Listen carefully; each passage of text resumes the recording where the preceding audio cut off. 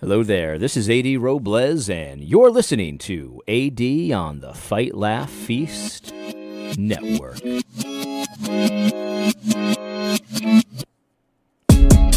All right, let's jump right into it today. First off, it's been a few weeks since my last podcast.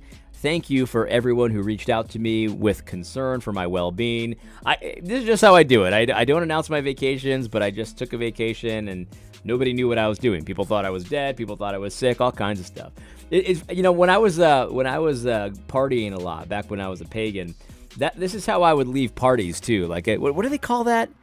I think it's the Irish goodbye, if I'm not mistaken. But that's the part when you go to a party and then you're there and it gets a little late and you want to leave, but you just leave. You don't tell anyone you're leaving. I used to do this when I go to bars and stuff. I would just disappear. This is what I was known for, and I wouldn't say anything. I'd just go home. I don't know why. I was just like, enough is enough. I didn't need to say anything. So I guess that's how I do the vacations on the podcast too. In any case, I did want to talk about one more thing. There will be a new episode of The Rise and Fall of the Gospel Coalition coming out next week. The episode is called The Grift. I can't wait for you to hear it. It's going to be a good one. Speaking of Gospel Coalition, I wanted to talk about this Brett McCracken tweet. Man, this is a doozy. Let me start this off by saying, these days I feel inadequate to decipher the news cycle, just the hot takes that you see from public figures. Like, I try to I'm trying to see the big picture, and I find it very difficult to understand what's going on in the big picture. Like, there's just so much nonsense that's spewed at us constantly, and some of it is real nonsense, like fake stories and just this monkeypox is gonna come out. Like, there's just nonsense in that regard. Some of it is like legitimate nonsense, like these tragic stories that come out, these various shootings and food shortages and stuff like that. I mean, that's nonsense in a different way. It's like it's tragic, it's awful. And then you see, other nonsense where, you get Beto O'Rourke just being an idiot, and you got Alexandria Ocasio-Cortez pretending she's a Christian, and all kind. And so I can understand some of it, but putting it all together, I feel I feel really dumb a lot of the time, like almost like I don't know which way's up, if I'm being totally honest. Which is why, the advice that I've been given, and I also give this advice, is that the lion's share of your thinking, your time, your efforts should be focused on the things that are real, the things that you know about, and that's going to be stuff close to you. So your family, your local church, your local community, and then maybe even the church at large, right? I focus a lot on the evangelical church, on my content, and even though that's a larger context than just my family, it's much smaller than the nation as a whole, or the economy as a whole, or the global, whatever, as a whole. And so, not to say that stuff's unimportant, it's just, I don't have any control over the stupid stuff that Alexandria Ocasio-Cortez says, right? But I have a little more control over what people believe in my local church and, the Reformed world and stuff like that. And so the best advice that I got about this is just make sure it's not out of balance, right? Make sure you're spending the time on the things that matter the most to you and your individual context. And that's good advice for anybody. But I did want to talk about this Brett McCracken tweet. And I think I've figured out a way to think through some of this evangelical, just childish, but it's not even childish. That's like an insult to children. Like just awful, foolishness. Like, this tweet has a level of foolishness that is sinful. Like, you're sinfully stupid at this point. Like, you're so stupid that you're morally culpable for your stupidity if this is how you think. I mean, my 7-year-old would probably be able to figure out, why this is a bad take. This logically, it's just horrible. And I'm not even talking about the anti-gun, position of Brett McCracken here, because I don't think that a Christian ought to be anti-gun, but at least I can recognize that the case that you would make about, gun rights from the Bible is a little bit more complicated than, murder should be illegal, right? Like thou shalt not murder is a very clear, easy, you don't have to do a whole lot of thinking about it to understand, thou shalt not steal, stuff like that, much more easy. The case for gun rights is a little bit more, you do need to have a little more maturity to understand why the Bible teaches gun rights. So I'm not even talking about that. Like the point that he doesn't like gun rights, I don't even care about that, right? Like I'm so used to that position.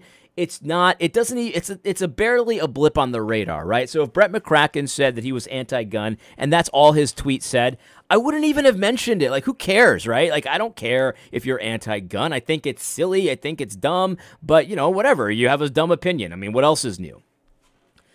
So let me just say that again. This is not about the position itself. This is about the logic he uses to get to that position. This is so stupid. Again, childish is unfair to children. Children understand why this is stupid. And we're left in that place where we often talk about this on this show. It's like, okay, so is it more charitable to believe he's just stupid? Or is it more charitable to believe he's just lying? Because he's morally culpable for both. This is so stupid that you're sinning for being this stupid. So that's the question, right? And I don't really know which is worse, which is more charitable to believe. But I just can't. I find myself, I can't believe that Brett McCracken is this stupid. I can't believe, like with the Tim Keller content I've been doing, and I'm going to reference that. Watch my YouTube channel if you want more about that. But I don't believe that Tim Keller is so stupid as he was in that thread about abortion and how, I don't know, the Bible doesn't say what to do about murderers. I don't believe he's that stupid. Let me read the tweet, and then I'll talk about the framework that I use when I see this kind of stuff now. Here's what Brett McCracken says. He says, "We've utterly failed our children when, 1, they can be brutally killed in the womb because enough adults clamor for abortion rights, and 2, they can be brutally killed in the classroom because enough adults clamor for gun rights. A child's life is more precious than our rights." So he's talking about the latest school shooting. And what he's attempting to do here is make a moral comparison between people, they want abortion rights, and so kids end up dying, and people, they want gun rights, and so kids end up dying. And he's saying that, children's lives are more precious than our rights, and he's trying to make some kind of moral comparison and some kind of equivalency here between the two. So basically, you're being selfish, according to Brett, if you want gun rights or abortion rights, because kids are gonna die. Do you remember in The Simpsons that I think it was Reverend Lovejoy's wife, which would be so appropriate because Brett McCracken is the ultimate church lady of the male gender. Remember it was Reverend Lovejoy's wife who would always go, "Please think of the children." And in that sense, you're using children as a political pawn to get your policies through and all of that. But instantly, every adult understands what's wrong with this tweet, right? Because children die because of abortion rights, because abortion rights give you the right to kill children with impunity, right? That's what abortion rights are. It says it is legal to kill children if you feel like you can't afford them, or if you feel like you don't like children, or if you feel like your husband's going to leave you if you have the child, or for whatever reason. It doesn't matter. You don't need a reason. You just kill. That's what abortion rights are. They give you the right to brutally kill children. That's the point of an abortion right. That's what it is by definition. Now, every adult knows that it's not the same, though, with gun rights, right? Like, there is no case being made that we should have the right to kill children with guns. That's what gun rights are. Like, you should be able to kill children with impunity with a gun. That's what a gun right is. That's absolutely, nobody has made that case. ever, not even psychopaths make that kind of a case, because psychopaths believe in morality for everybody else except for them. So not even a psychopath would make such an idiotic case. Brett McCracken is trying to compare the two. You see, like our rights don't matter. It's about children. It's like, so everyone in the world can see that the logic of this comparison makes absolutely no sense whatsoever. I mean, my son, I would be disappointed in my 7-year-old if he made a case like this. My 7-year-old, right? And of course, I wouldn't get mad at him. I wouldn't treat him like an idiot because he's 7. I mean, whatever. But I would be disappointed because he knows better than to make a comparison like this. He's 7. And my 7-year-old's probably not special in that way. I'm not saying he's super smart. Your 7-year-old probably understands this as well. And so here's the thing, right? So why doesn't Brett understand this? And you could think, well, maybe Brett just misworded this, right? Maybe he didn't mean it like this. He didn't use the exact same, construction of the sentence. See, they can be brutally killed is the same here in gun rights and clamor. Like he didn't do this. It was an accident, right? But then you recognize, no, that's probably not it, because Brett McCracken's job is an editor. He's an author. He's the senior editor of the Gospel Coalition. So it's not that he doesn't know what he said here. That's his whole job. His skill set is to make sure that what he's saying is quite clear in writing. This is what Brett McCracken's entire job is. He knows exactly what he said here. And we have a choice, right? Does he not understand that this is logically a disaster? Or does he understand? And I think that the conclusion that makes the most sense, and personally, I think this is the most charitable conclusion, is not that he's sinfully idiotic. It's that he's doing this intentionally. He knows the logic makes no sense, but his prime directive, in my opinion, is to normalize liberal, progressive, democratic talking points in the political realm in the church. He wants that to be normalized. And so it doesn't matter that this comparison makes absolutely no sense to him. It's about narrative, right? When Alexandria Ocasio-Cortez says, "Oh, you Christians, you're a bunch of hypocrites. You're not pro-life because you're for guns," Brett McCracken is like, "Oh yeah, absolutely, slay queen." I mean, that he wants to promote the acceptability of democratic talking points in the church. That's something that is part and parcel for so much of this stuff. Tim Keller's doing it. Brett McCracken's doing it. All of these guys are doing it, and it's so stupid that it only serves really one purpose, and that it's not going to convince conservatives. Aren't going to be convinced by this kind of a thing, because this is a non-argument. This, again, the logic of this, it makes us either laugh or feel sorry for you. Like when an adult says something, when an adult face plants like this with basic logic, right? A basic comparison, one of the simplest things you can imagine. When an adult fails at that, like, we feel sorry for you and we laugh at you, yeah, but we feel sorry because you're an adult yourself. I mean, he's probably my age. He says he's a geriatric millennial. I am too, right? So he's probably my age, and it's like, man, man, someone did a number on you, Brett. This is stupid. So it's not that's not what, and Brett knows this, right? Brett knows that this argument will never work with someone who can think more than a few steps ahead, right? Like, at any depth, he knows this is not going to convince anybody. But what this does do is it does make it comfortable for liberal and progressive ideas in the church, because Brett is doing what the village atheists will do. Oh, you're a hypocrite. Oh, you Christians are a hypocrite. It's the same thing with the Tim Keller stuff that I talked about yesterday. It's like, this is what this is.